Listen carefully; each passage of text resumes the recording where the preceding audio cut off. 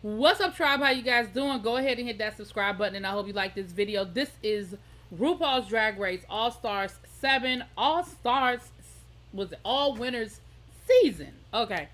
Episode 10, I believe we're on. We're almost at the end. I know the winner has already been revealed and all that good stuff, but we have 2 more episodes, this one and then the finale. So let's get into it. So this for this episode, oh, wait a minute, is this the last episode?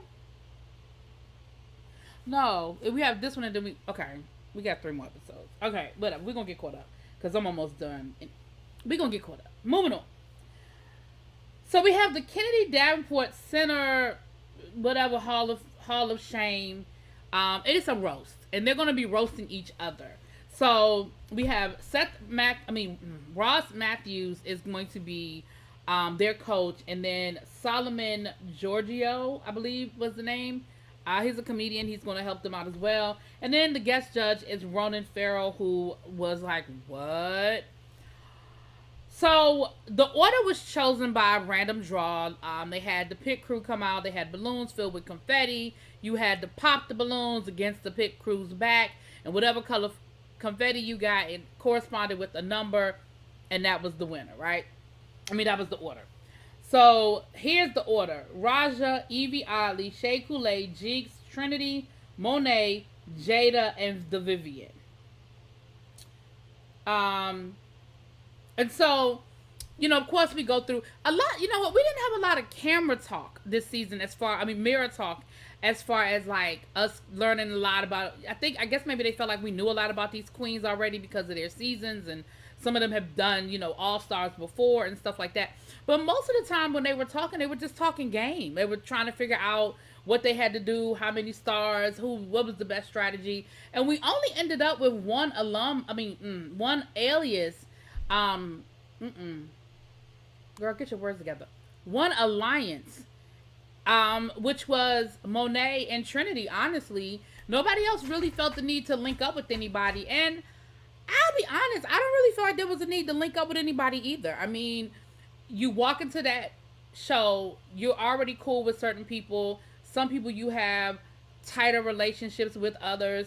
And I feel like that's already just an established thing. I think the person who had, I feel like the 2 people who had the worst advantage walking in the door was probably Raja, only because Raja has been doing it for so long and wasn't as close to the younger queens. And maybe Jinx, because I feel like Jinx maybe, and the Vivian, I guess, because she has really, actually, I guess I would put the Vivian before I would put Jinx, because the Vivian really has, very, very limited contact with the queens, because she was in a whole nother country and won Drag Race in a whole nother country. She said this is the longest she's ever been in America. So, yeah, I think I'm going to take that back. Anyway, so we get into, now, of course, we know that Trinity the Tuck has a horrible, and Jada, the 2 of them have probably the worst history as it relates to the roast.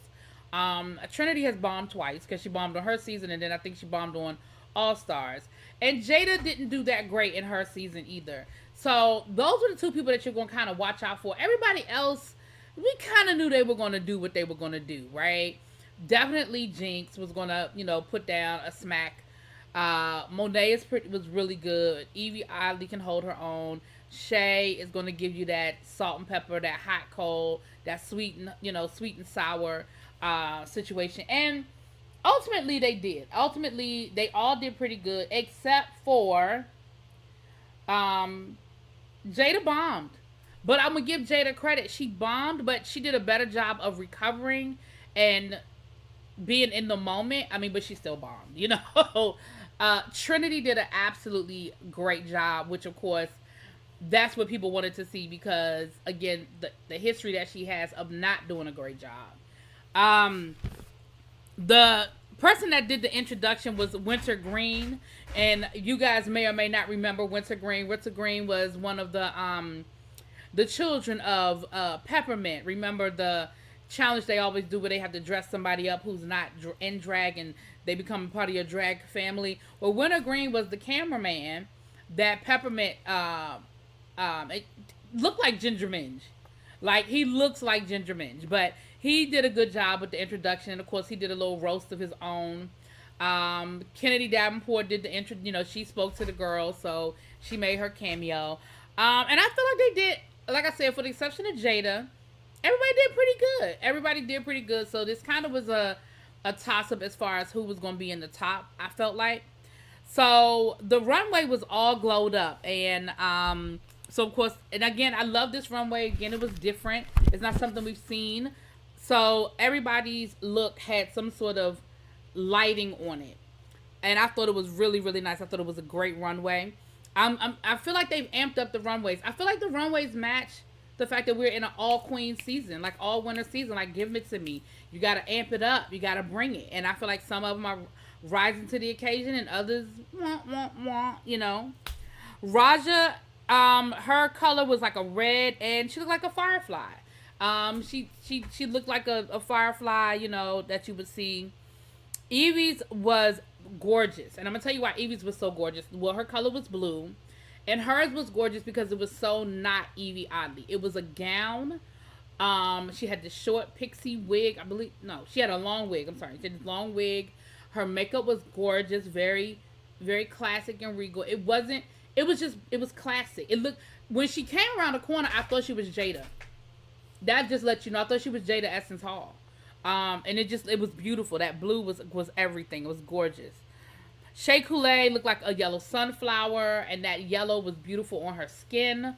I thought she looked really great, and even in the light, like one of the judges said, even with the lights up, it was a great, great costume. And I loved it. Jinx gave us this white gown that had this religious undertones to it.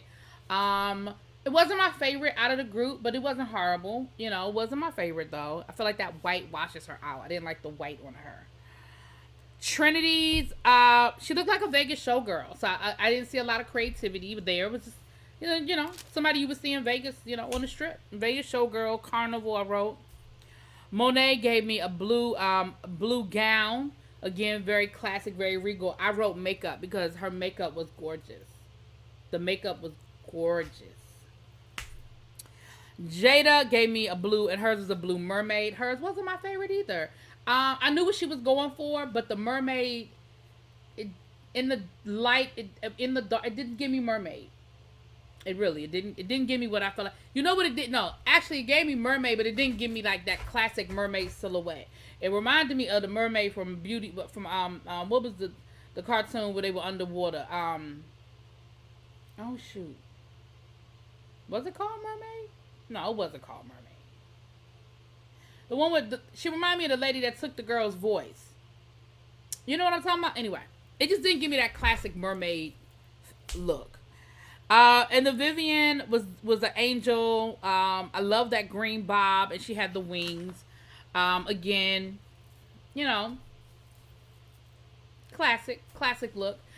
So the tops for the week were Jinx Monsoon and Trinity the Tuck, and there was no more plunger, so nobody can be blocked anymore. So if you win, you win. You get to keep, you don't have to worry about next week or whatever. So, and I feel like everybody had been blocked, so everybody had that experience of being blocked. So all is fair in love and plungers, I guess. They lip synced to Ava Max, Queens and Kings. That's one of those songs that you know it when you hear it, but I didn't know who sang it.